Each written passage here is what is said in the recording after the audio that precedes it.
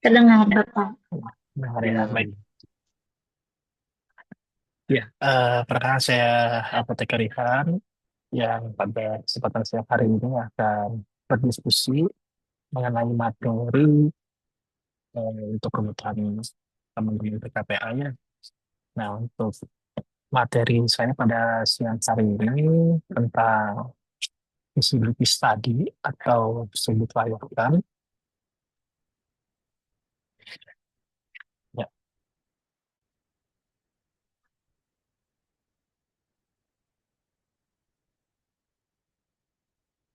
Ya, nanti kita ada sesi diskusi ya terkait dengan studi kelayakan ini.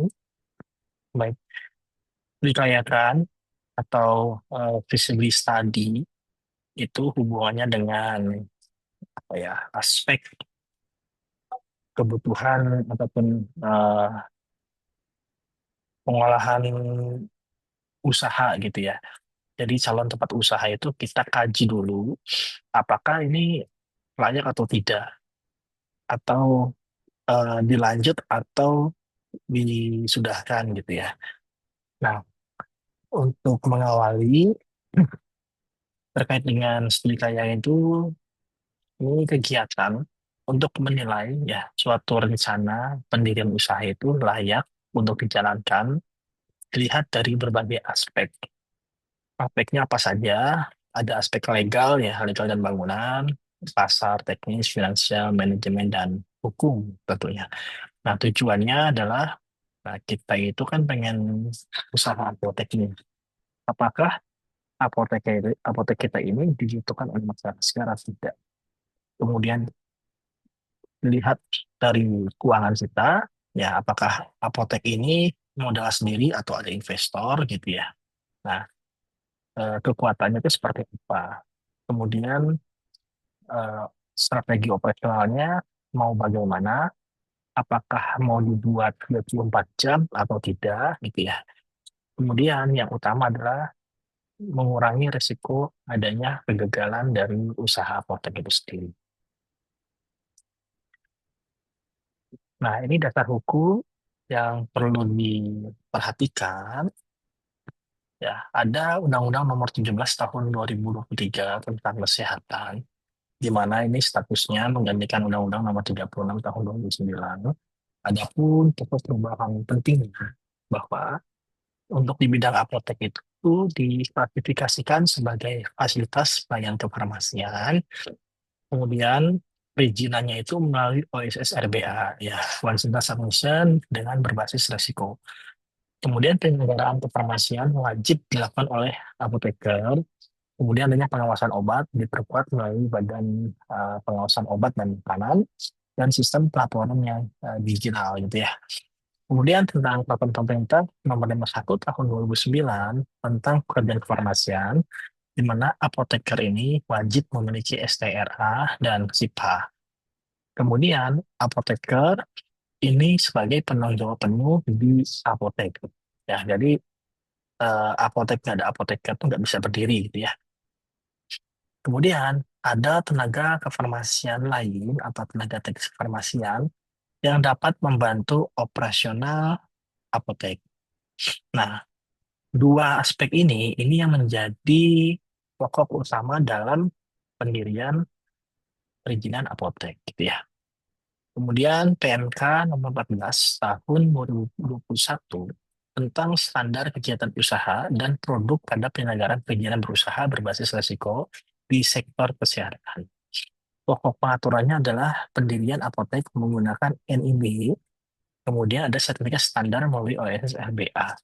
Kemudian Dinas Kesehatan melakukan verifikasi dan penerbitan sertifikat standar itu.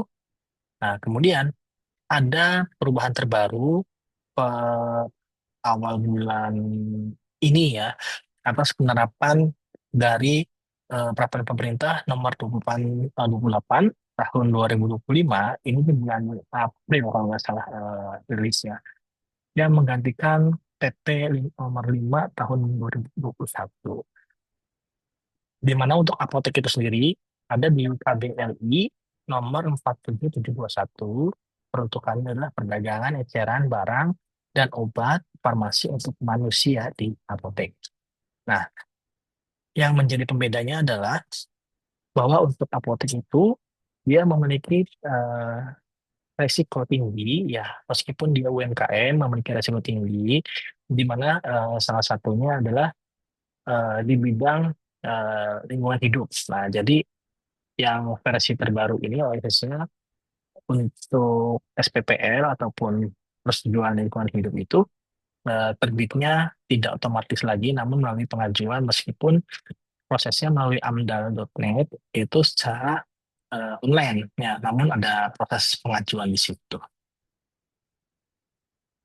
Nah, kemudian di PMK nomor 8 tahun 2021 tentang izin praktik tenaga kesehatan, di mana di sini mengatur SIPA, surat izin praktik apoteker, kemudian SIPA didirikan oleh Dinas Kesehatan Kabupaten dan Kota. Yang saat ini untuk di beberapa kota kabupaten yang menjadi pilot project, SIPA dan SIPTTK ini terbit melalui MPP Digital. Nah, MPP Digital ini punyanya Kementerian Pan-RB, di mana eh, terintegrasi antara Satu Sehat, kemudian MPP Digital, dan satu laginya adalah akun SISTNK, ya, Sistem Informasi Manajemen Tenaga Kesehatan. Kemudian PMK nomor 3 tahun 2000 tentang standar apotek, di mana di dalamnya mengatur standar bangunan, SDM, peralatan, SOP, dan pelayanan farmasi klinis. Ya, untuk standar bangunan, nah ini bangunan harus permanen, SDM memiliki qualified minimal adalah memiliki STR yang masih berlaku gitu. Nah, peralatan di sini adalah yang berhubungan dengan peracikan. Ya, ada gelas ukur, aluminium, kemudian apa namanya, mortir stamper gitu ya. Kemudian SOP ini hubungannya dengan SDM, itu mengatur tentang eh, prosedur dari apotek buka sampai apotek tutup operasional. Nah, itu diatur semuanya dari penerimaan barang, penyimpanan, penjualan, dan seterusnya. Kemudian pelayanan farmasi klinis, nah nanti di dalamnya ada PIO, konseling, dan sebagainya.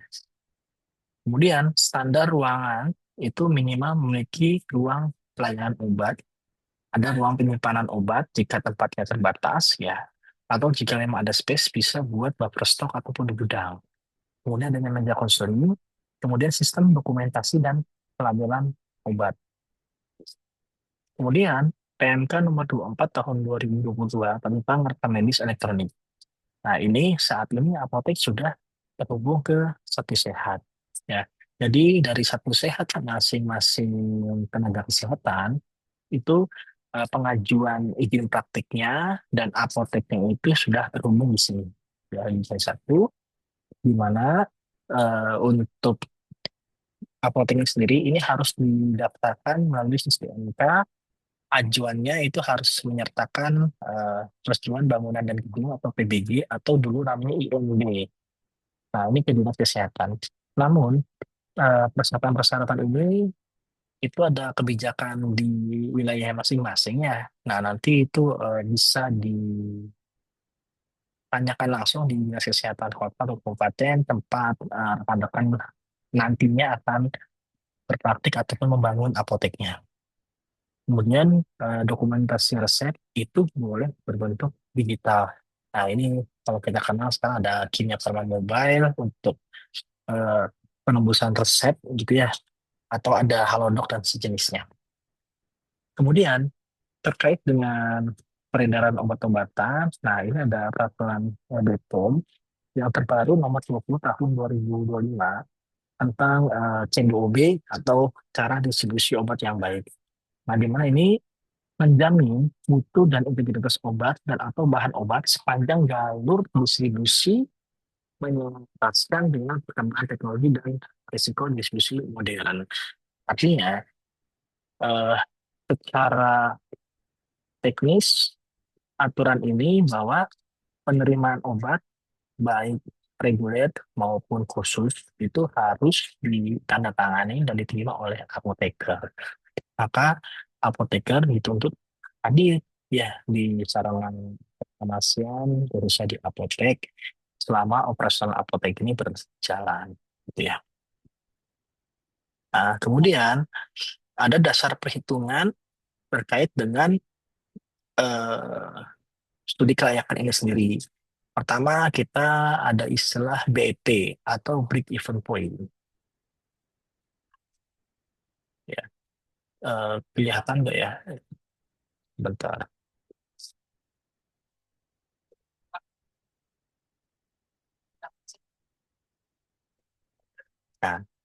Nah, kita ada istilah Break Even Point. Di sini tujuannya adalah untuk mengetahui pada tingkat penjualan berapa apotek mulai tidak merugi dan tidak untung atau ada di titik balance tengah-tengah ya antara yang kita investasikan dengan apa yang kita jual itu nilainya sama di mana rumusnya adalah total biaya depan dibagi terhadap margin kontribusinya. Nah, dengan menghitung DP, pemilik apotek itu dapat mengetahui minimal berputus ya.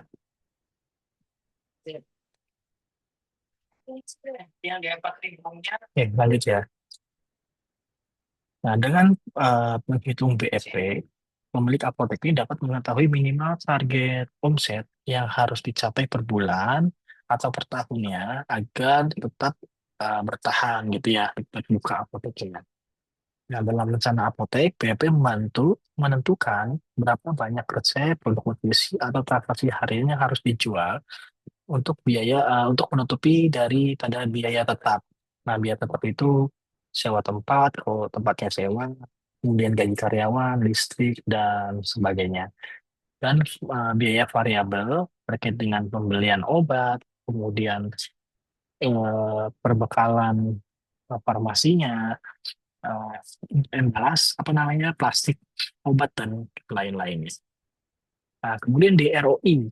Nah, ini ROI rumusnya adalah laba bersih dibagi total investasi dikali 100%. Tujuannya untuk mengukur tingkat efisiensi keuntungan dibanding modal yang ditanamkan. Nah, ROI ini membantu calon pemilik apotek memahami apakah investasi misalnya nilainya 200 juta untuk modal awal gitu ya lalu menghasilkan keuntungan yang sepadan.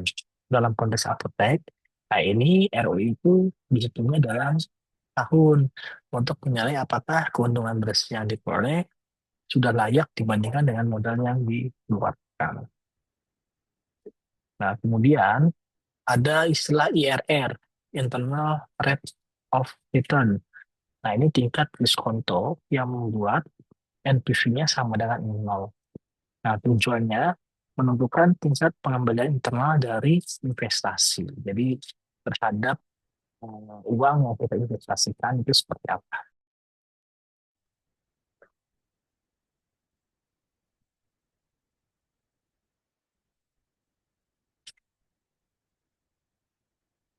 Ya. Ini agar nilai investasinya itu sama dengan nol. Jika IRR lebih tinggi dan tingkat bunga bank atau cost of capital, maka pendirian apotek itu menguntungkan gitu ya. Nah, misalnya jika IRR apotek 18%, sedang bunganya nggak stabil. Iya, Pak, nggak stabil, Pak. Kita coba lagi ya.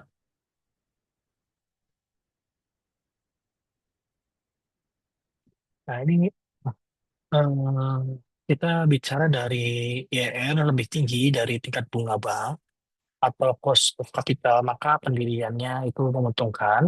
Nah, contoh ya, misalkan IRR kita hitung itu nilainya 18%, sedangkan bunga pinjamannya adalah 10%. Maka apotek ini dianggap layak didirikan. Nah, karena ini tentu yang namanya usaha itu kan tidak bisa menggunakan modal kita sendiri, ya kan? Pasti ada butuh investor gitu ya, baik perorangan, badan usaha, atau dari perbankan. Nah, kalau perbankan maka dilihat suku bunganya dia berapa. Nah, kalau apotek ini masuk ke dalam bidang UMKM, maka biasanya di bank-bank tertentu, misal ya kayak BSI, BRI. Mandiri dan sejenisnya. Nah, itu dia mempunyai program uh, apa namanya KUR ya, kredit usaha rakyat. Nah, ini hubungannya bunga kompetitif. Nah, maka teman-teman bisa itu menghitung misalkan ambil di BSI dengan bunga 9%. Nah, kemudian perhitungan IR kita itu berapa nih dalam tahunannya. Nah, ternyata kalau memang menguntungkan, maka itu bisa diambil tuh, pinjaman itu. Ya, kembali lagi nanti terkait dengan pengembangan usaha dan sebagainya dengan bantuan perbankan ataupun dengan investor. Nah, ini perlu dikaji lebih dalam. Kemudian, terkait dengan payback period, itu di mana investasi awal dibagi laba bersih tahunan. Nah, tujuannya itu mengetahui yang nggak harus ya.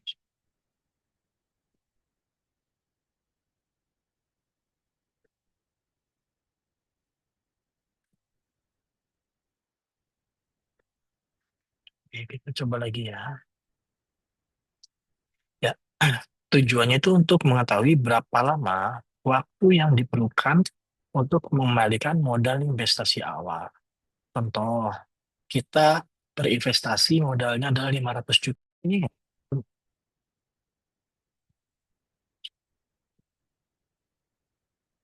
sebentar.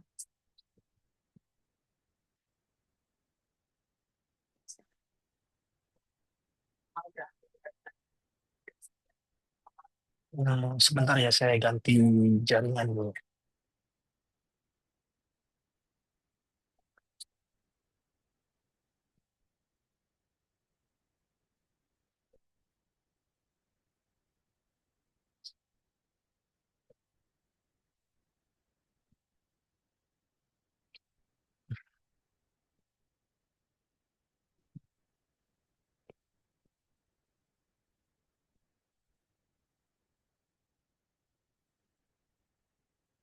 Ya, misal modal kita di 500 juta, jika keuntungan per tahunnya adalah 100 juta, maka kita butuh 5 tahun gitu ya.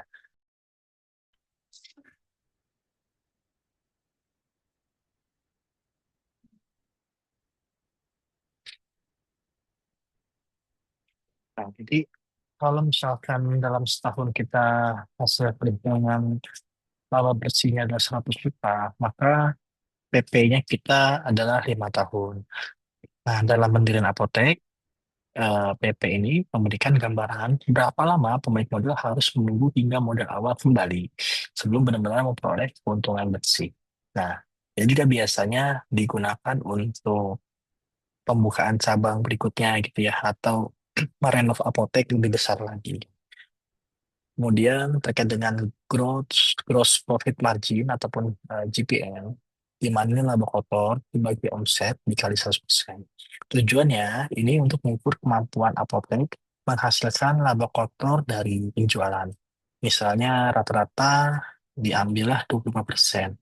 Berarti setiap ada konsumen yang belanja senilai 100.000, nah kita dapat 25.000. Ya. Kemudian kita masuk ke dalam aspek legal bangunan. Nah, bangunan yang akan dijadikan calon apotek itu harus memiliki sertifikat eh, tanahnya, ya. Jadi karena bangunan itu berdiri di atas tanah, maka tanahnya harus legal dulu. Ada sertifikat ataupun hak guna bangun gitu ya. Nah, apabila eh, bangunan tersebut itu sewa, maka ada surat sewa menyewanya. Kemudian dipastikan bahwa bangunan ini tidak dalam sengketa, ya, sengketa waris, kemudian sengketa dengan tanah milik orang lain dan sebagainya. Kemudian memenuhi kriteria sempadan jalan, di mana sempadan jalan ini ada hubungannya dengan jalur, dia masuknya ke dalam jalan kabupaten, provinsi atau nasional. Nah, sempadan jalan ini biasanya ada ininya apa minimal jaraknya ya. Kabupaten di angka 7 sampai dengan 10 meter gitu ya dari bahu jalan sampai dengan teras bangunan. Provinsi itu di angka 15-an meter gitu ya. 8 apa 10 meter sampai dengan 15-an gitu ya. Dan nasional juga pasti lebih besar lagi. Karena yang dilaluinya adalah jalur-jalur untuk mobil-mobil besar dan sebagainya. Nah, ini. Jadi harus masuk kriteria ini dulu. Kemudian setelah ini sudah didapatkan datanya, maka selanjutnya adalah kita harus ke apa namanya, ke DPMPTSP, Dinas Penanaman Modal Tepat di Satu Pintu, untuk proses pendirian apoteknya gitu ya. Namun sebelum ke DPPTSP itu kan nanti akan terbit apa namanya, syarat-syarat dari OSS gitu ya. Nah, kita harus mengubah dulu bangunan ini yang tadinya tempat tinggal atau ruko dan sebagainya, fungsinya diubah menjadi fungsi apotek. Nah, inilah yang harus kita urus, namanya PBJ, Perusahaan Bangunan dari dulu. Namun, hal ini memiliki ketentuan yang berbeda setiap kota atau kabupaten. Nah, di tempat lain ada yang cukup dengan IMB, namun di Kabupaten Cirebon itu harus untuk PBG, bangunan Persatuan Bangunan Tujuan. Urusnya ada di Dinas PUPR itu ya, Kerajaan Umum dan Tata Ruang. Nah, di Kementerian PUPR, kalau misalnya di situ. Kemudian kita lihat juga dari aspek lainnya, gitu ya, terutama di aspek pasar. Pasar itu artinya kita kan nanti akan jualan nih. Lihat administrasi lingkungan calon apotek ini, apakah kebutuhan obatnya besar atau tidak. Ya, kita lihat demografinya di situ. Kemudian identifikasi daripada kompetitor. Nah, kita lihat apakah ada apotek lain yang jaraknya dekat, kemudian toko obat, kemudian fasilitas kesehatan gitu ya. Kemudian segmentasi konsumennya. Nah, di sini juga harus melihat apakah pasien-pasien kronis, BPJS, PRB, dan sebagainya. Kemudian ibu dan anak, kemudian klaster pasien itu sendiri, menengah ke atas, menengah ke bawah gitu ya. Kemudian sama pemasaran apoteknya, strateginya seperti apa. Nah, kemudian ada aspek teknis dan lokasi. Nah, lihat lokasinya strategis atau tidak. Ya, rata-rata apotek itu berada di lokasi yang mudah diakses oleh masyarakat. Nah, untuk apotek yang berada di lingkungan pemukiman, di kompleks misalkan ya, itu pasti akan ditolak oleh DPMPTSP ajuannya karena tidak memenuhi kriteria. Sebenarnya ada garis bawah yang memang tidak bisa didirikan apotek dan usaha lainnya ya terkait dengan zona merah. Contoh dengan dekat dengan proyek vital negara, misalkan di perairan, kemudian di apa namanya, pembangkit listrik dan sebagainya. Ada dekat dengan zona-zona tersebut biasanya tidak akan diturunkan izin gitu ya. Kemudian terkait dengan tata ruang sesuai dengan standar Kemenkes. Nah, ini juga tata ruang hubungi dengan di PUTR gitu ya. Nah, tadi ada zona hijau, misalkan area-area penghijauan ini nggak boleh dibikin usaha dan sebagainya. Kemudian ketersediaan peralatan dan proses penyimpanan obat, sistem pelayanan resep dan obat bebas.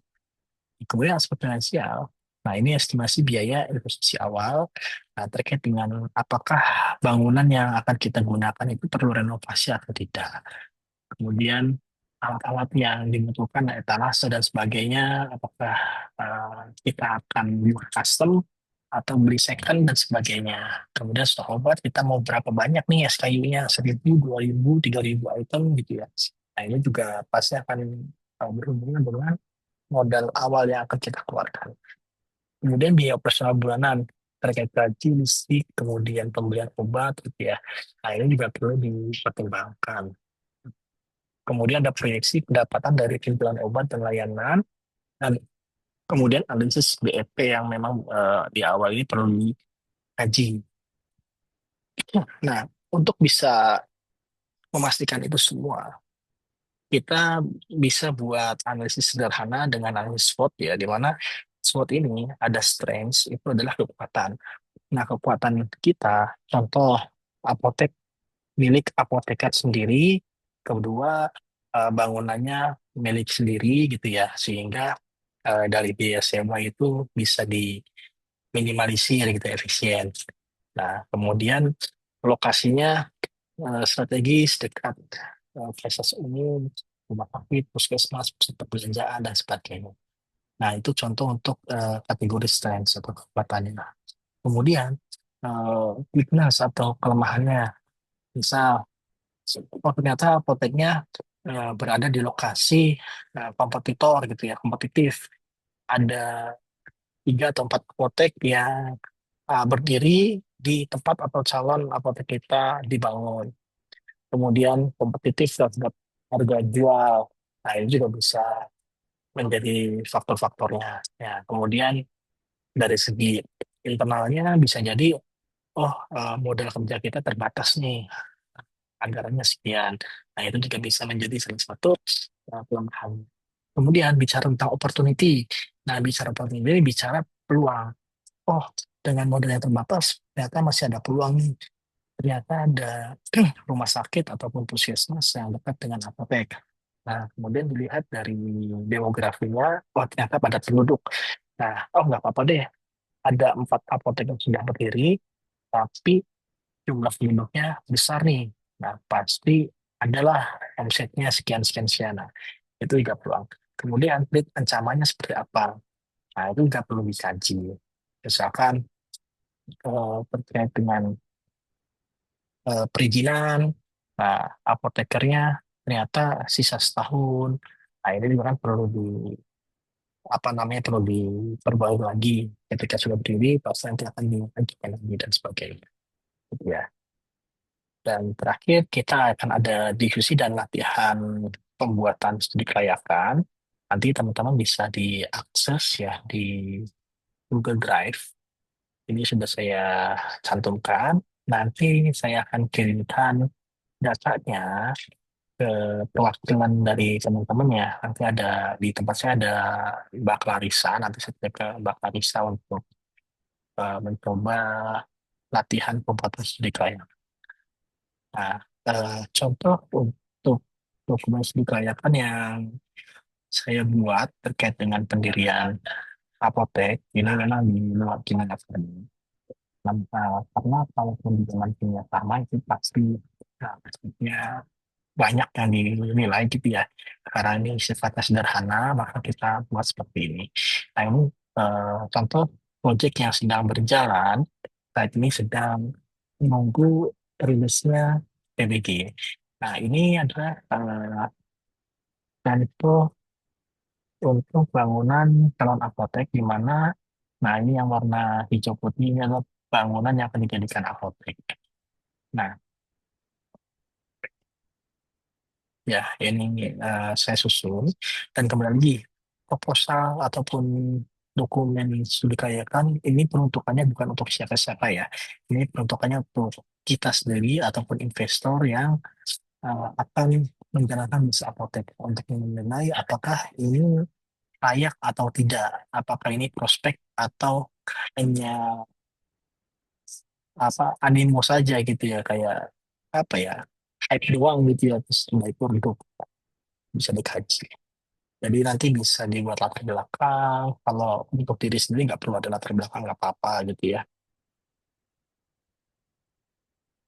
Nah ini aspek-aspeknya ini di Google Drive udah ada juga nih, teman-teman bisa pelajari gitu ya. Nah ini analisis SWOT yang saya buat. Ada ini ada calon bangunan apoteknya di sini di Kabupaten Cirebon di Desa Kalasem ya. Kemudian analisanya seperti ini. Kita identifikasi. Nah, ini hasil analisanya. Nah, kita pengamatan dari jam berapa sampai dengan jam berapa. Kemudian hasil counter traffic-nya didapat 441 motor, 26 mobil, 20 truk, dan 5 orang pejalan kaki yang lewat. Nah, kesimpulannya dari total traffic, kita hitung adanya sejumlah 492 orang atau unit kendaraan yang lewat dalam waktu 11 menit pengamatan. Nah, estimasi dalam 1 jam adalah 2.600 unit. Nah, jika jam operasionalnya buka 15 jam, maka ada 40.000. Gitu ya. Nah, ini Tujuannya untuk apa? Untuk menghitung potensi omset hariannya berapa sih. Nah, ini kita udah sampai ke eksekusi gitu ya. Nah, terus bangunan ini milik sendiri. Simpulannya ini tidak ada biaya sewa dan menekan kos operasional setiap tahun dan mencegah inflasi rupiah. Ya, karena bangunannya punya sendiri nih, kita nggak nyewa gitu ya. Kemudian jam operasional apoteknya dari jam 6 sampai jam 10. Ini jam buka dan tutup penting banget sebagai bisnis untuk mengejar kunjungan masyarakat berangkat dan pulang kerja serta strategi perkembangan terhadap persaingan di sekitar gitu ya.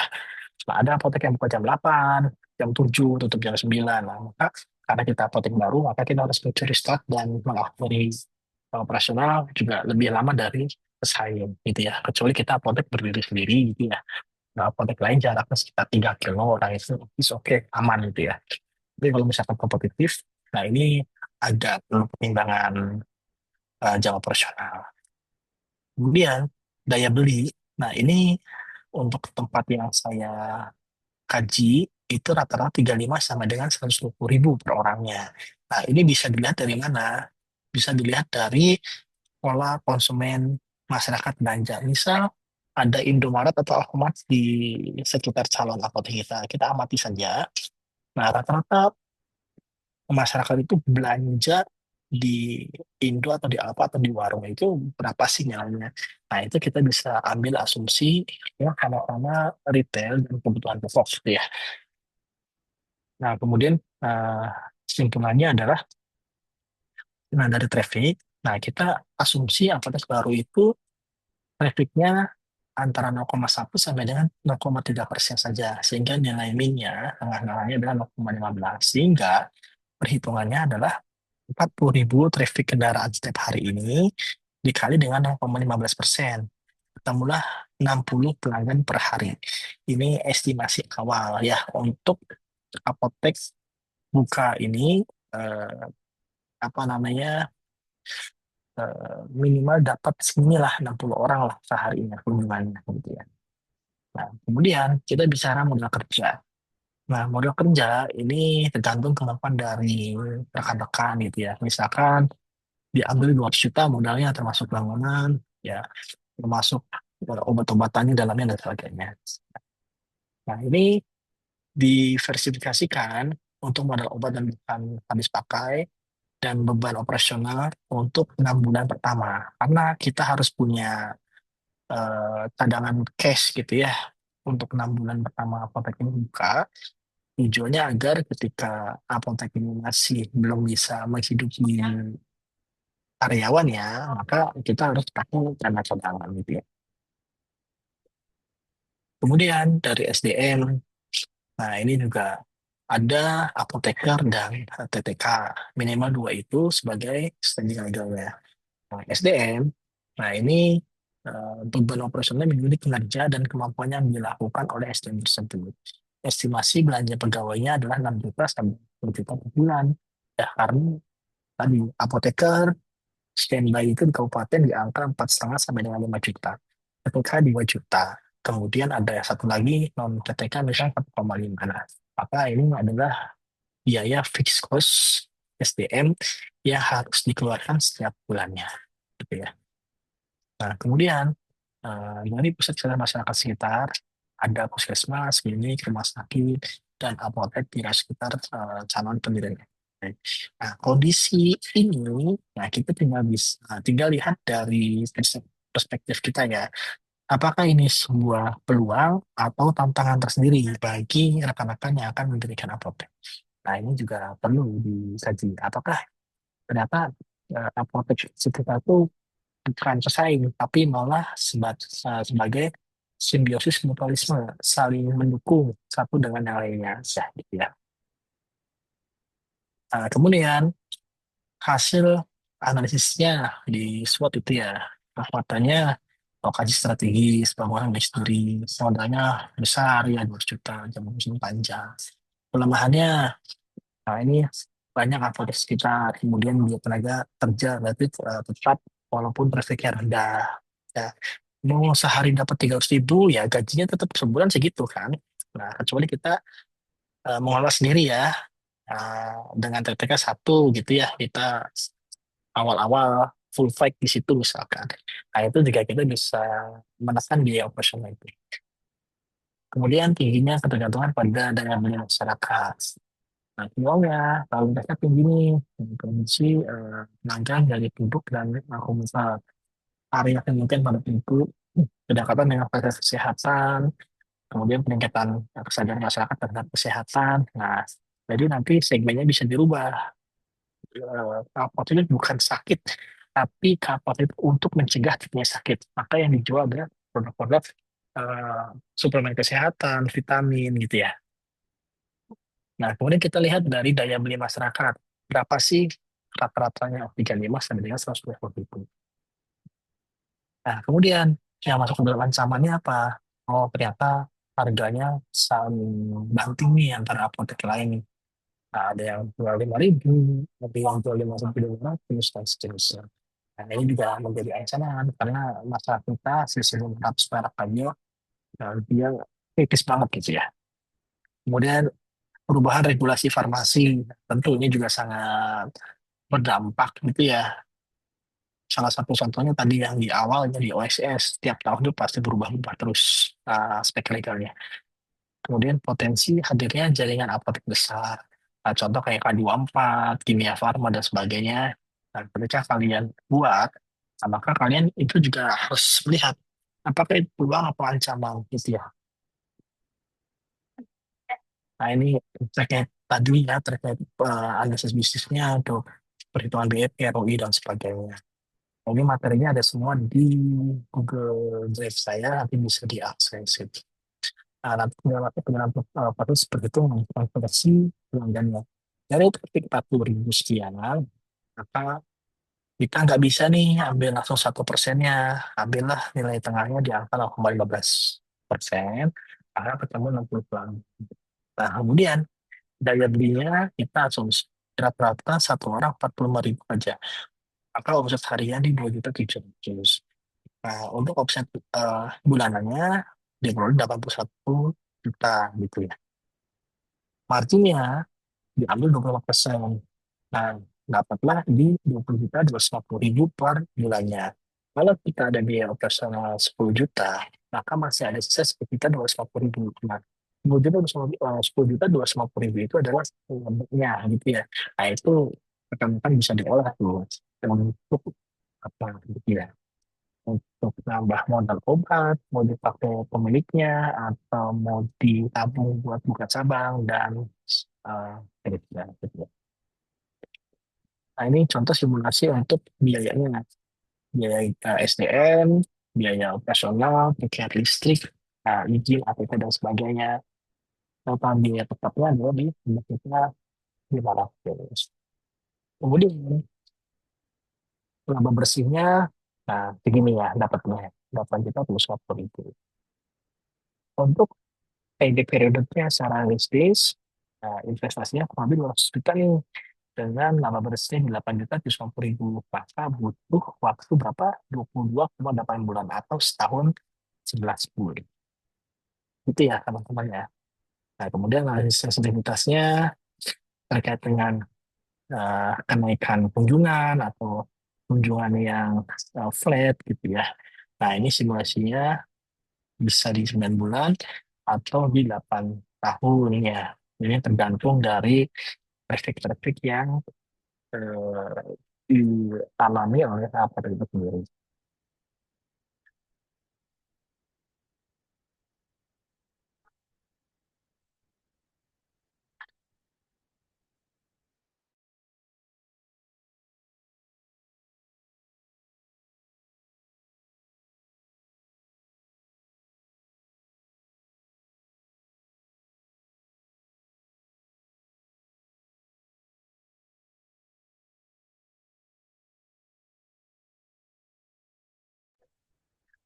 Nah, jadi ini proyeksi untuk 3 tahun ya, 3 tahun ada omset optimis, ada realistis. Nah, ini bisa disimulasikan gitu ya. Bulan pertama, bulan kedua, sampai dengan bulan ke 36. Nah, ini rangkumannya untuk tahun pertama di mana omset Indonesia ada 1,98 M dengan laba bersihnya di 168 juta gitu ya. Dan sampai dengan tahun ketiga di 563. Kemudian kalau realistisnya ini hanya di 119 juta gitu ya. Nah, ini kalau optimis BP itu di tahun kedua, sedangkan ROI positifnya di ROI-nya positif dan PP-nya di 1,5 tahun. Nah, untuk yang realistisnya, ini BP-nya belum tercapai nih dalam 3 tahun. Akumulasi laba bersihnya di 119 juta. NPV dan IRR-nya, nah ini eh, pada skenario optimis itu layak, namun negatif pada yang realistisnya. Jadi memang harus ada upaya-upaya yang dikerjakan gitu ya. Kemudian sensitivitasnya di sini penurunan omset 10%, memperpanjang PP, payback period, dengan kenaikan omset 10%, ini mempercepat BEP lebih kurang di 6 bulan. Ini kesimpulannya. Ya, jadi begitu rekan-rekan. Sebelum lanjut, mungkin ada pertanyaan dulu. Kita diskusikan gitu ya. Ya, boleh Teh Laris untuk bertanya langsung. Boleh bertanya, Pak? Iya Pak, izin ya Pak. Ya, boleh, boleh, silakan. Ya, selamat siang Pak. Izin saya mengajukan pertanyaan dan minta sharingnya dari Bapak. Mungkin berbicara suatu apotek yang baru berdiri.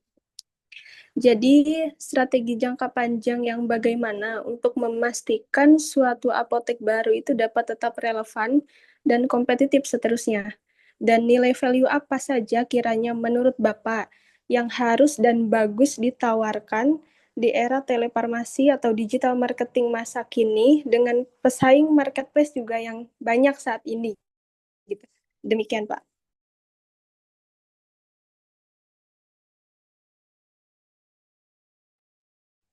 Ya, ini pertanyaan bagus ya terkait dengan ya, apotek baru, kemudian perkembangan-perkembangan, pertama regulasi yang terus berkembang mengikuti eh, dunia bisnis saat ini gitu ya.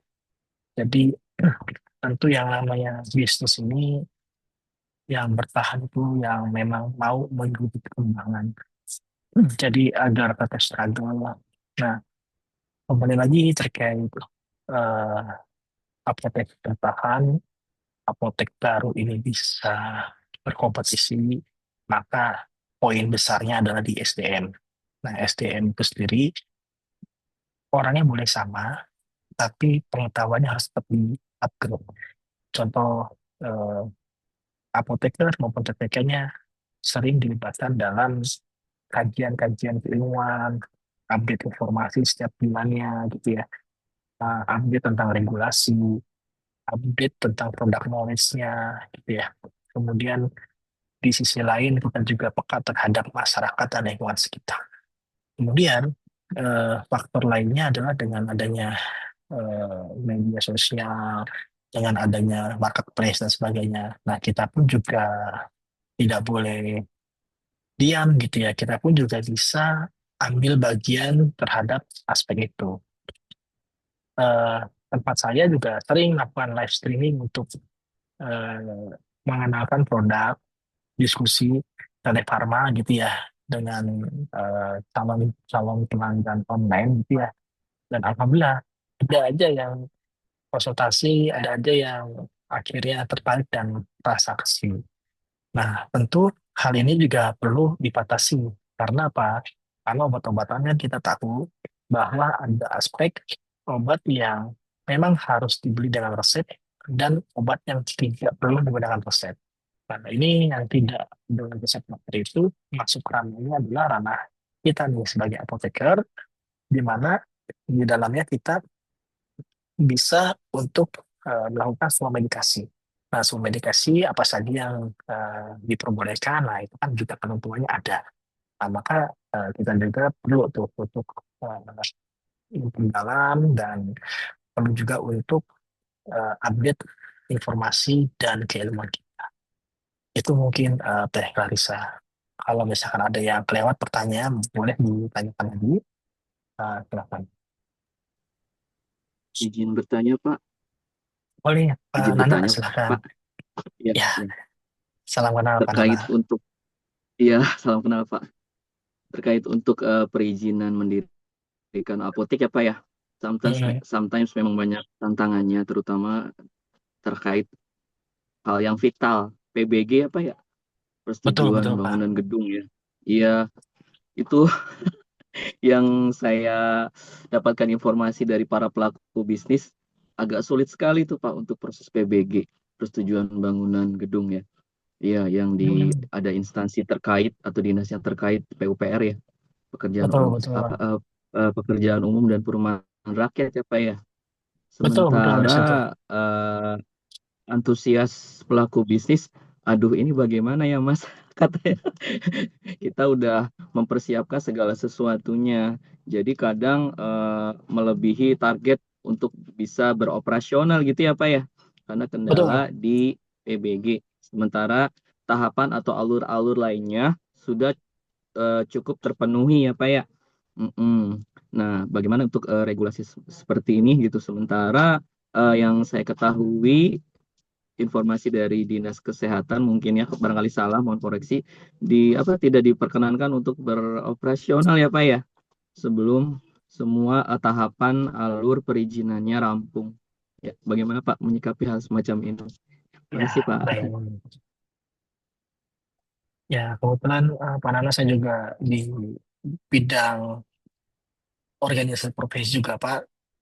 Kebetulan saya dapat amanah juga dari teman-teman sejawat sebagai ketua IAI. Nah, jadi ada beberapa aspek yang memang yang dirasa Pak Nana itu juga dirasakan oleh semua Pak. Tidak hanya di Cirebon.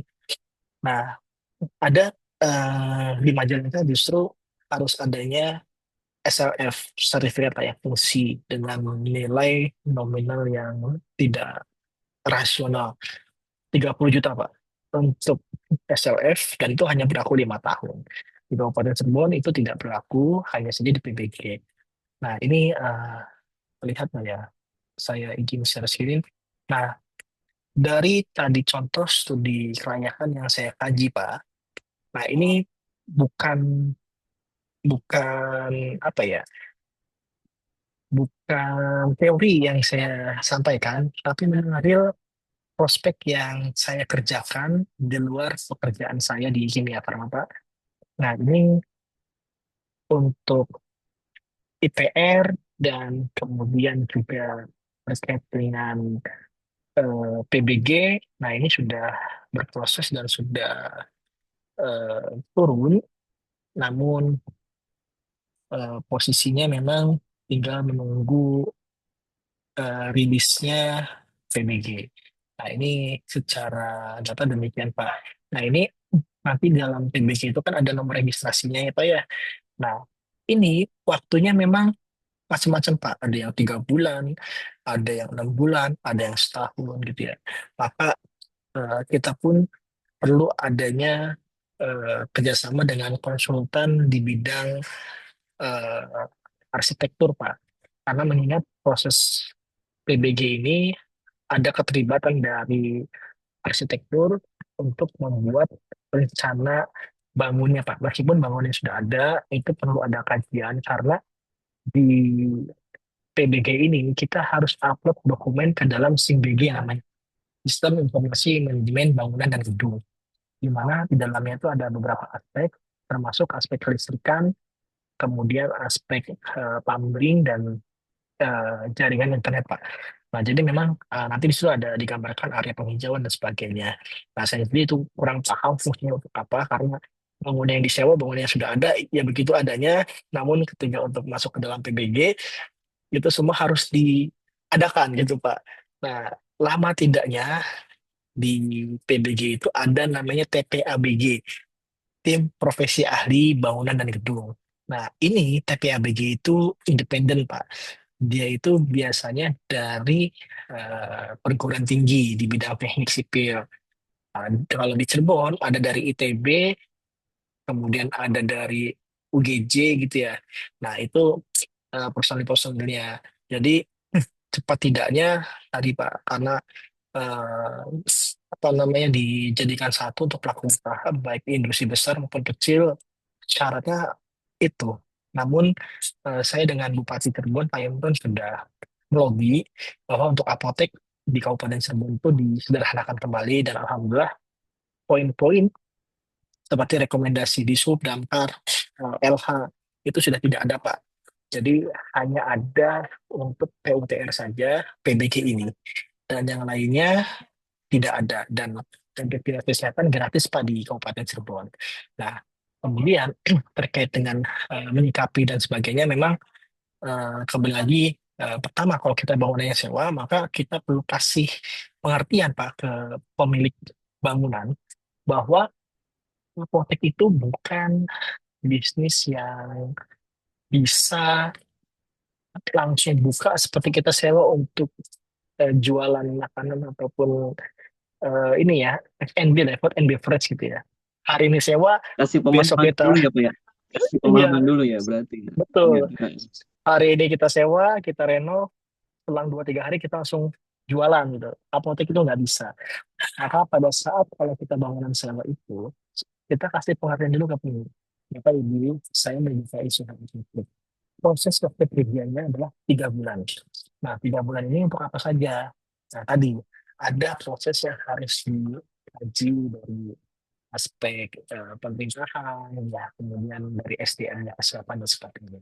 Nah, nanti sebelum kita melakukan sewa bangunan, kita pinjam dulu Pak sertifikat tanahnya, kopiannya kita pinjam dulu, kalau nggak minimal yang halaman belakangnya itu yang apa namanya, tata letak si tanah bangunan itu ada di mana.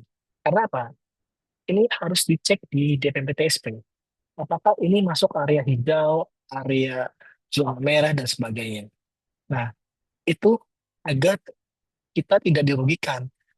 Ada case yang pernah saya alami dari teman-teman anggota itu, pada saat ingin mendirikan apotek, dia sudah bayar sewa 3 tahun. Pas dicek di DPMPTSP, itu nggak bisa dilanjut. Ada lokasi yang berada di pemukiman. Nah, itu negatif. Akhirnya apa? Akhirnya investasi sudah masuk, uang nggak bisa kembali. Yang rugi adalah kita sebagai calon pelaku usahanya. Nah, tahap lanjutannya adalah pastikan sertifikat tanah itu tadi Pak, yang materi saya di awal, legal dulu sesuai dengan kriteria. Nah, yang saat ini saya tangani juga ada di depannya pabrik Longris Losari. Dia sudah beli tanah dan bangunan. Nah, pada saat proses perizinan di PUTR, ternyata kena sepadan jalan, Pak.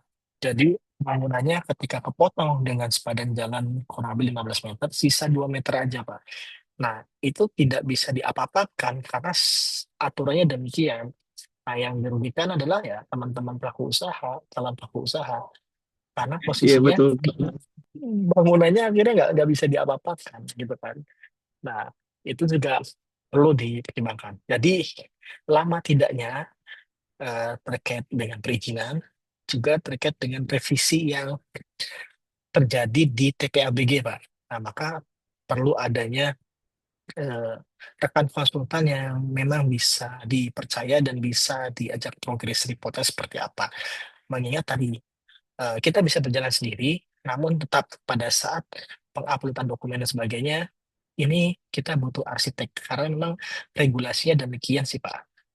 Nah, kemudian untuk syarat izin usaha apoteknya atau izin operasionalnya, maka ada 5 komponen yang harus dipenuhi. Ada syarat administrasi, lokasi, bangunan, kemudian sarana prasarana, dan SDM. Nah, dari masing-masing ini uh, perlu adanya kelengkapan-kelengkapan. Nah, NPWP kita sebagai apoteker, kemudian kita juga sebagai pemiliknya, maka OSS-nya adalah perorangan, Pak. Nah, ini izin saya coba share screen ya. Jadi, tujuan saya ini biar teman-teman itu sebagai apoteker yang punya minat terhadap bidang apotek bisa buka gitu ya, dan nggak Ya, kebingungan nanti nanti apotek itu seperti apa, karena biar bintangnya paham Pak. bintangnya apotek itu ya di apotek Pak, bukan di rumah sakit sebenarnya. Nah, ini OSIS yang terbaru. Nah, ini Pak. Nah, ini kita kan pada saat awal harus daftar dulu ya. Nah, kita daftar. Nah, pada saat daftar, nah ini ada pilihannya, perorangan, badan usaha. Nah, kalau perorangan, kita apoteker sebagai pemilik apotek sendiri. Atau kita sebagai apoteker, tapi APD-nya orang lain. Karena kita bekerja sudah menggunakan SIP kita sebagai penanggung jawab. Maka dipilihlah badan usaha. Nah, badan usahanya kita pilih, Pak. Apakah perseroan, atau PT Perorangan, atau CV, atau yang lainnya.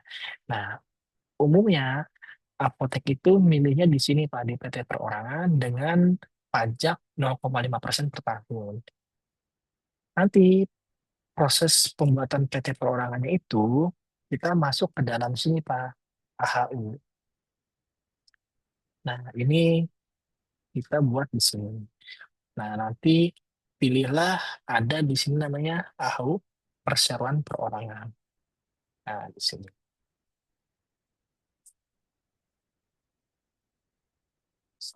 Nah, ini karena saya dipakai buat Dokter Ramdan ya, ini karena ada waktu pergantian paspor dan sandi, maka ini saya nggak bisa lanjut. Nah, jadi kita daftarkan badan usaha kita di sini, kemudian nanti kita akan dapat NPWP dan sebagainya. Nah, itu yang nanti akan masuk ke dalam sini, Pak. Nah, nanti syarat-syaratnya administrasi ini. Kemudian nanti lokasi, nanti ada dana lokasi dan sebagainya. Mungkin lebih lebih enak saya kasih contoh untuk bangunan yang apabila sudah jadi ya sebentar.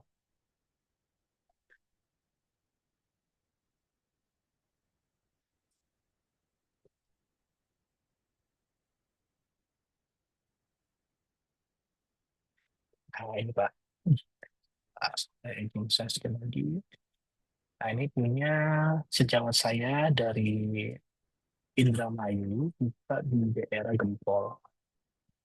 Nah, nanti seperti ini Pak, proposal yang diajukan di-upload di dalam OSS. Permohonan pengajuan izin yang apotek Aisyah Farma, ya kan? Sama apotek Sylvia Unity dan sebagainya. Nanti ada syarat administrasi, ada surat permohonan kepada DPP PXP, kemudian nah, ada KTP, NPWP gitu ya. Ini yang milik perorangan. Nah, nanti SIPA dan sebagainya nanti dimasukkan ke dalam sini. Kemudian nanti ada aspek-aspek. Nah, ini ya, area lokasinya di mana, secara Google Map bagaimana, gitu, titiknya di mana. Itu sih Pak, nanti lebih detail mungkin bisa diskusi lebih lanjut mungkin ya sambil menggarap tugas studi kelayakannya. Jadi ini bukan cuma tugas, tapi bisa juga menjadi rangsangan catatan ketika saya PKPA, tugas dari saya siapa tahu bisa direalisasikan gitu di tempatnya masing-masing. Itu sih tujuannya gitu ya, bukan untuk saya. Nah ini ya, yang dimaksud ya Pak ya, PBG ini yang lamanya luar biasa.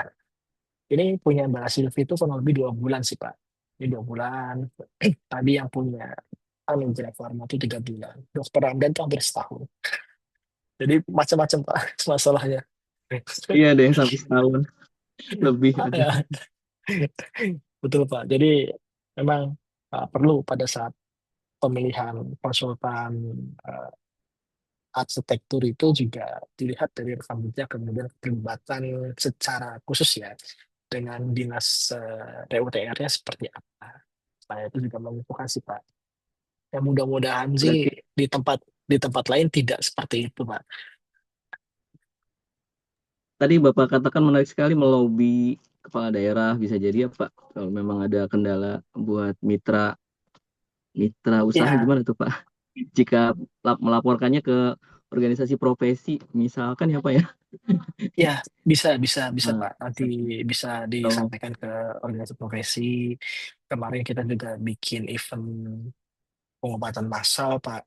6.000 nakes selamat yang ikut, Pak. Alhamdulillah di Kabupaten Cirebon, dan Bupati juga mendukung. Dan kami pun diundang waktu Bupati dilantik ya. Ya, kita ada kedekatan seperti itu bukan karena ada tujuan lain, karena saya di profesi, saya melihat teman-teman juga butuh hal demikian, Pak, sehingga hal-hal yang tidak diinginkan tuh bisa diminimalisir dan tidak terjadi di lapangan, Pak. Karena bidang yang paling rentan itu sebenarnya apotek sih, Pak. Bidang yang rentan itu apotek sebenarnya. Itu Pak Nana. baik Pak. Baik, makasih ya Pak ya atas Sama-sama. penjelasannya. Terima kasih. Ya, nanti kalau misalnya ada pertanyaan tambang, bisa dilanjut. Mungkin Pak Erlangga mah nggak ada pertanyaan. Izin Pak untuk bertanya Ya, Pak ya. boleh Mangga, Mangga. Tadi saya ingin menanyakan menyambung pertanyaan dari Teh Clarissa masih mengenai Hmm. telefarmasi masa kini yang memang digital marketing ini dapat menjembatani dan memudahkan kita. Itu tuh dalam melakukan pharmaceutical care kepada pasien. Tetapi bagi yang mungkin masyarakat tinggal di area dengan akses fasilitas komunikasi online yang terbatas. Nah, jadi ini bagaimana tantangan kita sebagai apoteker untuk hal itu, Pak? Ya, tentu terkait dengan pharmaceutical care dan saat ini kita semuanya serba online gitu ya. Contoh, kita ada kejadian beli bambu aja online gitu, dan itu dikirim. Artinya hal-hal yang di luar nalar dan dugaan tuh ada transaksinya gitu ya. Apalagi obat-obatan yang notabene ini memiliki regulasi yang sangat-sangat ketat dan bisa jadi eh, banyak celah. Tentu kita juga bisa mengambil peran tersebut dan mengambil kesempatan tersebut dalam mengambil dan meramaikan pasar farmasi gitu ya. Tentu hal ini juga perlu adanya verifikasi pasien dan verifikasi terhadap apa yang kita jual. Jadi contoh ya, kan kita juga pastikan barang-barang yang kita jual dan kita lakukan farma itu memiliki izin edar dari BPOM. Yang kedua, obat-obatan itu juga kita klasifikasikan juga apakah obat ini harus ditebus dengan resep dokter atau bisa dengan medikasi. Nah, kalau dengan medikasi, maka kita juga mengacu kepada regulasi yang ada. Kalau pakai resep, maka resep ini tadi sesuai dengan regulasi yang saya sampaikan di materi, nah bisa berbentuk elektronik kan.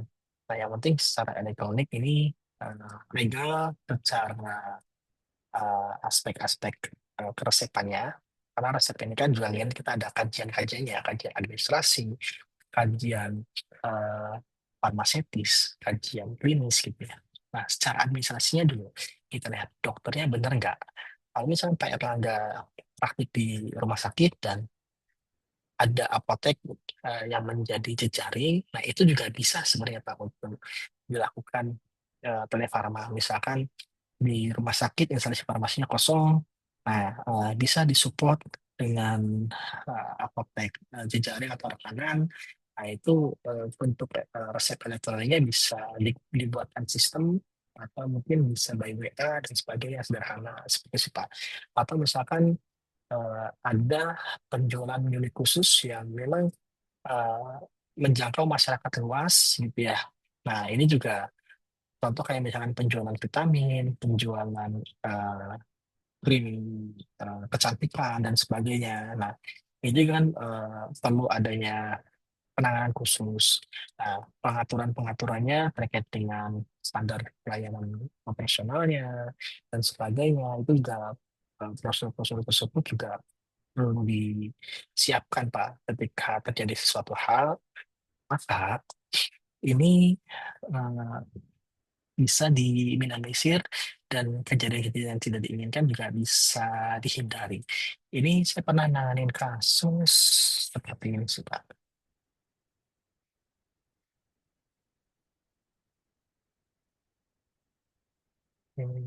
Sebentar, saya sudah.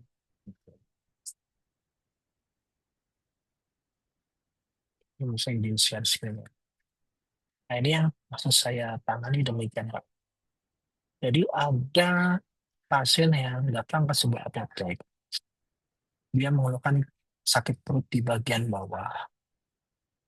Tenaga apoteknya memberikan asam mefenamat. Ternyata yang terjadi adalah perburukan dan pasien dibawa ke IGD rumah sakit.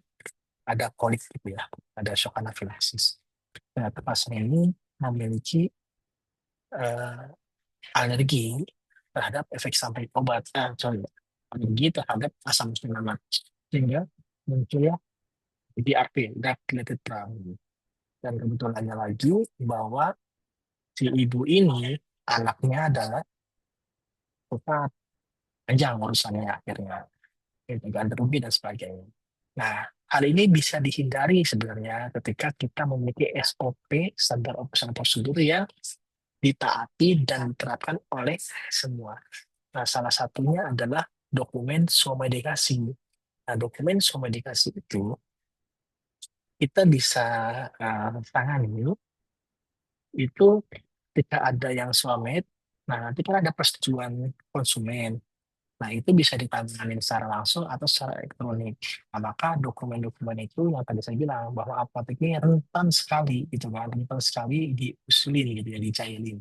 Nah, maka perlu kita memiliki dokumen-dokumen yang bisa menjadi pegangan kita. Kalau dokter kan ada resep ya, itu kan jelas dokumen resep itu ada. Kalau di kita kan ada obat beli apa segala macam ya. Syukur-syukur kita ada struknya keluar gitu kan. Nah, apotek konvensional kan tidak ada itu struknya. Tidak ditanyain nomor HP-nya, tidak terekam riwayat pengobatannya di sini karena kan ada. Nah, ini sih mungkin Pak Erlangga. Dan tesis saya waktu itu tentang eh, webs pembuatan aplikasi medikasi. Nah,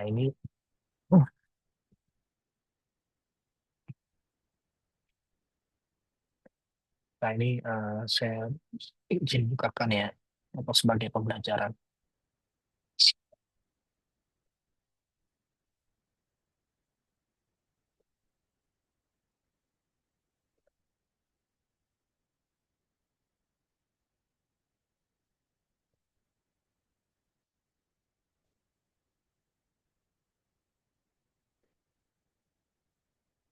Nah, jadi waktu saya tesis tentang pelayanan komunikasi di apotek, saya bikin aplikasi. Nah, di sini ada riwayat tes medikasinya. Nah, sebenarnya ini bisa menjadi pegangan kita untuk teman-teman yang berpraktik di apotek gitu ya.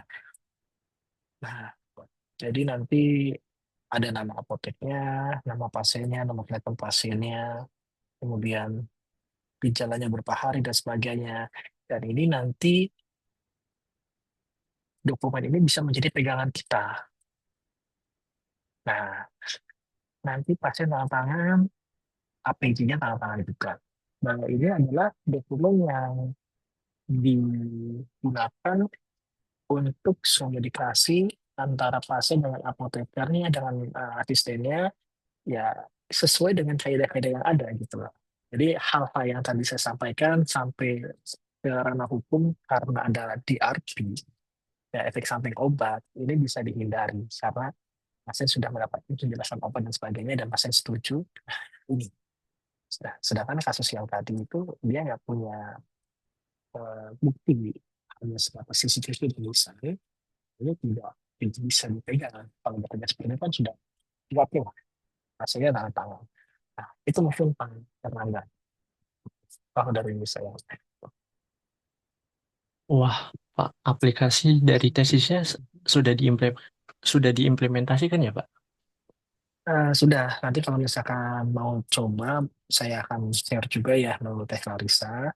Aplikasinya ada, tutorial YouTube-nya ada, namun saat ini saya sama tim IT lagi proses pembangunan POS, point of sales untuk bidang apotek. Nah, nanti si steps ini ada di dalamnya. Ini lagi dikembangkan lagi sih, jadi biar eh, menyeluruh lah aspek manfaatnya. Nah, karena tadi kebutuhan tesis, jadi tidak begitu kompleks, masih sederhana lah. Jadi aplikasinya cukup di Android, jadi nggak perlu banyak perangkat dan hemat biaya efisiensi terhadap ATK sih sebenarnya. Itu Pak Erlangga. Oh iya Pak, baik. Terima kasih nggih Pak untuk Ya, sharingnya. ya, sama-sama. Silahkan ada lagi yang ingin ditanyakan, karena ini bidang apotek, teman-teman, nah, ya ada uang lebih atau ada ketertarikan bangun usaha apotek dan sebagainya. Silakan, gitu ya. Kalau rumah sakit mungkin agak lumayan ribet gitu ya, pusing gitu ya, modalnya besar. Karena saya pernah dikasih tahu bahwa bikin rumah sakit itu modalnya itu ngitungnya kamar. Satu kamar tuh 1 M gitu ya. Kalau ada 15 kamar ya 15 M gitu. Nah, apotek ini UMKM, di mana UMKM itu modalnya di bawah 5 miliar. Dan bicara modalnya berapapun sebenarnya. Teman-teman ada 50 juta ya bisa, 30 juta ya bisa, 100 juta ya apalagi. Gitu ya. Nah, itu. Jadi liga artis bangunan pun juga tidak ada standar luasannya berapa, namun ada ketentuannya harus memiliki ruangan pelayanan, ruang praktik gitu ya. Nah, itu sih dalam ketentuannya.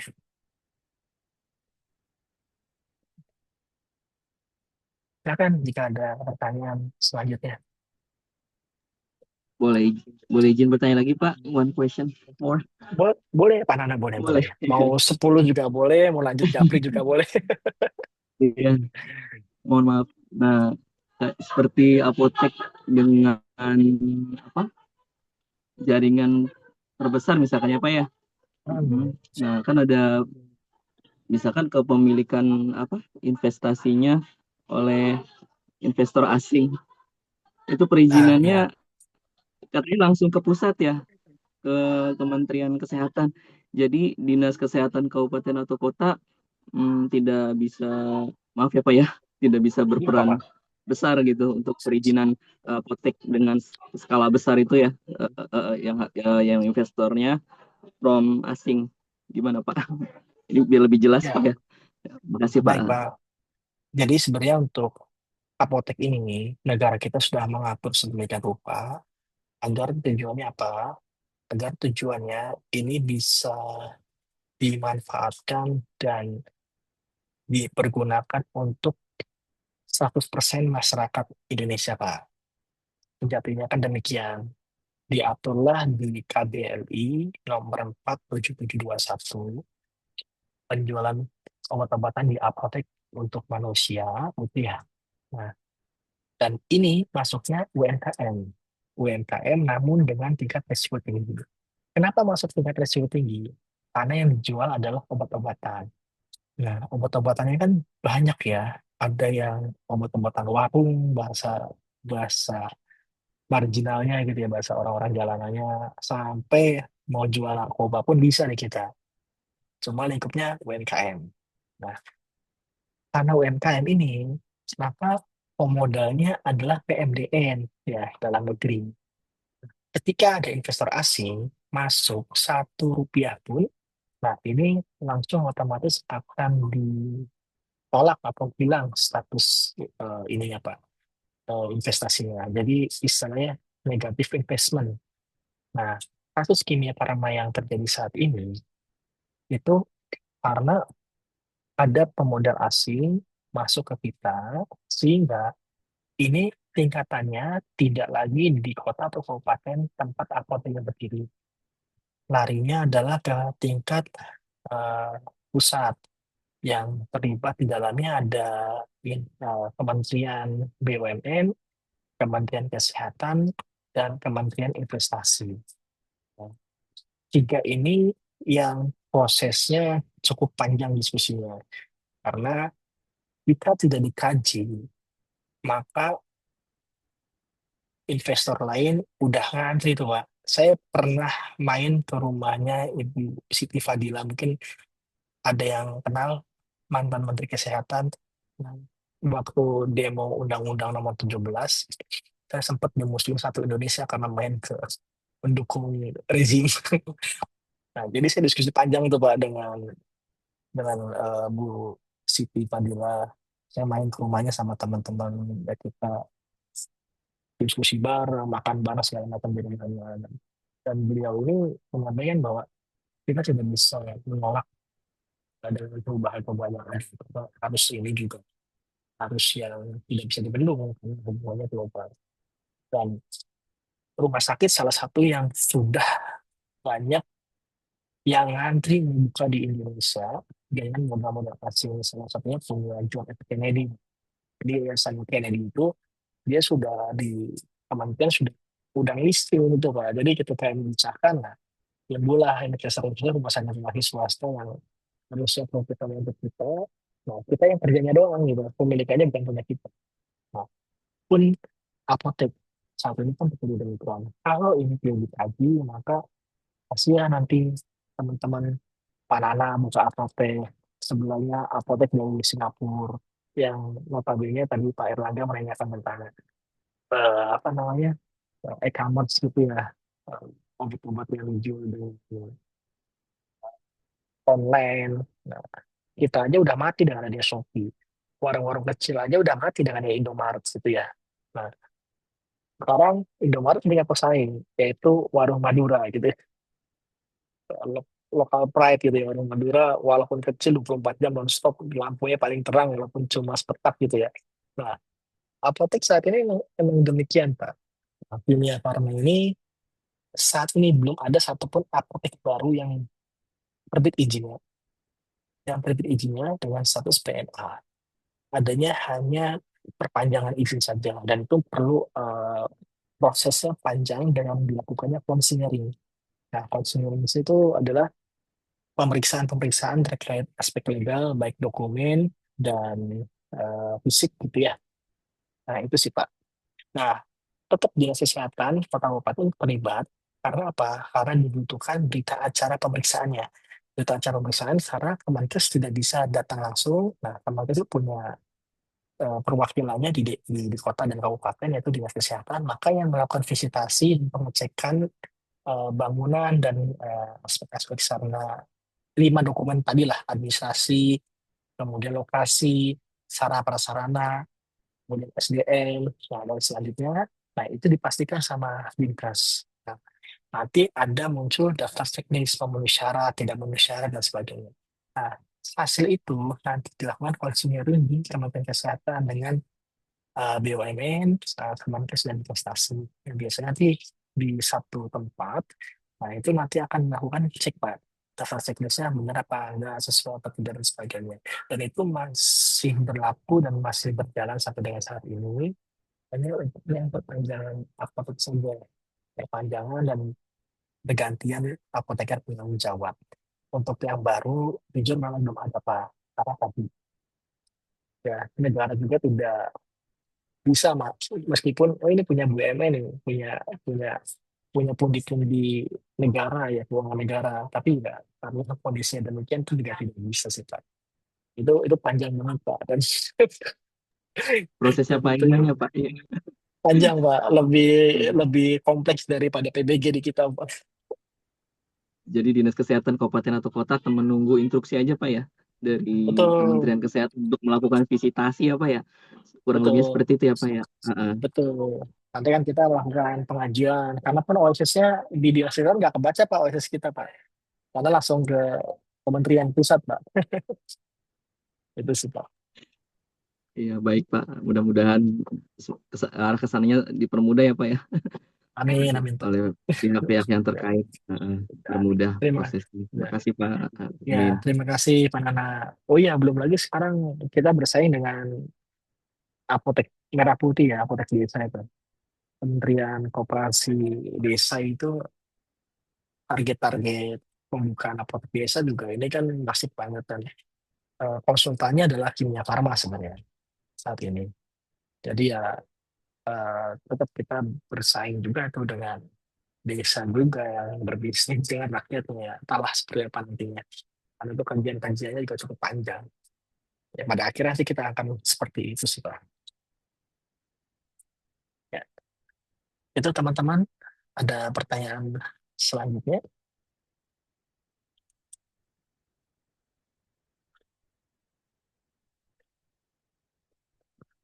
Jika tidak ada mungkin dicukupkan gitu ya nanti terkait dengan latihan dan tugas mengenai studi kelayakan itu bisa dikerjakan baik mandiri ataupun berkelompok silakan saja, saya tidak membatasi itu karena masalah nilai sih harusnya sudah lewat teman-teman, bukan mencari nilai, tapi udah levelnya di profesi itu nyarinya adalah pengalaman dan sharing dari yang sudah pernah dan yang akan gitu. Ya, Teh Clarissa, silakan. Pak izin satu lagi ya. Boleh ya, Maga-Maga. Ini mengenai apa namanya data pasien ya yang bersifat privacy gitu ya, sensitif. Dan kewajiban hukum juga kan untuk menjaga privasi pasien termasuk electronic medical record. Nah, bagaimana Pak untuk suatu apotek baru ya memastikan sistem IT-nya itu dapat memenuhi standar keamanan data yang ketat gitu dan dapat meminimalisir risiko kebocoran data. Itu kan karena dapat menimbulkan sanksi hukum ya dan kerugian reputasi juga gitu. Nah, untuk mengatasi itu gimana Pak? Ya, betul. Ya, saat ini kan memang ada undang-undang ITE ya, dan tentunya aplikasi yang digunakan untuk mendukung eh, produktivitas bidang kesehatan. Nah, saat ini di aptek juga itu kan juga perlu adanya sertifikat-sertifikat layak atau standar gitu ya. Biasanya di IT itu kan ada ISO nomor berapa gitu. Nah, itu juga kita perlu pastikan bahwa aplikasi ini kita bangun apakah dibangun sendiri atau kita sewa. Ya, saat ini kan kebanyakan sistemnya sewa ya. Setahun ada yang harga 2 juta, 1 juta, ada yang per bulan 70.000 dan sebagainya. Nah, itu pastikan bahwa dokumen-dokumen tersebut itu memiliki atau aplikasi itu memiliki sertifikat ISO. Nah, mengenai UU ITE, kita juga perlu bijak menggunakan data tersebut. Apakah data tersebut digunakan sebagai arsip eh, pelanggan kita atau kita gunakan untuk eh, ketentuan promosi dan sebagainya. Selama sebatas kita tidak membocorkan eh, kondisi medis pasien, maka itu harusnya aman gitu ya. Namun tentu risiko-risiko yang terjadi itu juga menjadi tantangan tersendiri. Jadi perlu adanya kajian-kajian terkait kita pemilihan aplikasi, pemilihan data-data yang akan kita olah, mengingat yang namanya upload itu kan juga kita ada aspek marketingnya ya, aspek pengenalan terhadap masyarakat luas, aspek monitoring terhadap eh, obat yang dikonsumsi pasien.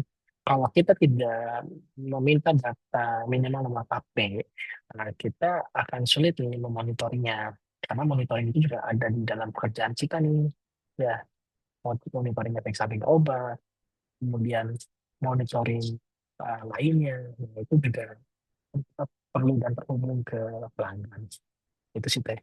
Jadi memang perlu dipastikan bahwa aplikasi yang kita gunakan memiliki sertifikat ISO itu sendiri.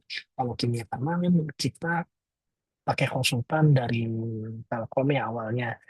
Nah, itu juga kita bangun server sendiri sebenarnya. Nah, tapi kalau untuk apotek swasta, apotek kita sendiri, kita bangun server sendiri juga itu modalnya besar banget gitu ya.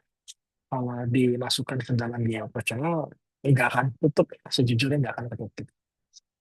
Kecuali kita bisa buat bangun sendiri dengan cara-cara sederhana, misalkan dari spreadsheet atau dari Excel dan sebagainya, kita kelola secara offline, itu is oke sih. Itu mungkin Teh dari saya. Ya, terima kasih ya Pak ya. Ya, selama penggunaannya sesuai dengan ketentuan sih harusnya aman ya, dan tidak diperjualbelikan. Nah, yang bahaya itu kan saat ini banyak ya, kayak di teks itu ada hacker yang mengusurkan rahasia negara, data polisi dan sebagainya ya. Nah, itu sih yang yang yang dikhawatirkan. Nah, tapi kan dengan kondisi ini ya kita kan pencatatan dokumennya juga kan terkait dengan pasien gitu ya. Ada resep, ada SU medikasi, ada bioelektronik dan sebagainya. Itu sih. Karena itu aspek-aspek pekerjaan kita, dan itu mendukung untuk SKP, Satuan Kredit Profesi di bidang pelayanan. Nah, kita memang harus mengerjakan itu untuk mendapatkan SKP, dan SKP-nya peruntukannya adalah untuk perpanjangan kompetensi kita di 5 tahun mendatang atau di periode selanjutnya. Itu sih.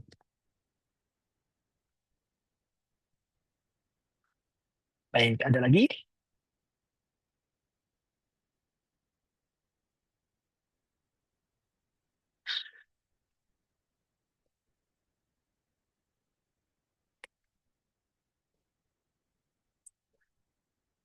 Ada lagi kah pertanyaannya?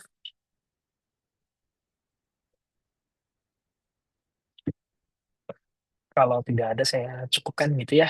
Nanti jika ada pertanyaan bisa langsung japri saya atau mungkin melalui perwakilan dari teman-teman gitu ya. Saya cukupkan. Lebihnya mohon maaf apabila ada kekurangan dari saya pribadi. Selamat menjalankan aktivitas. Semoga sharing kita pada sore hari ini bisa memberikan manfaat buat rekan-rekan semua, para calon advokat muda yang nantinya akan mewarnai ya dunia profesi kita.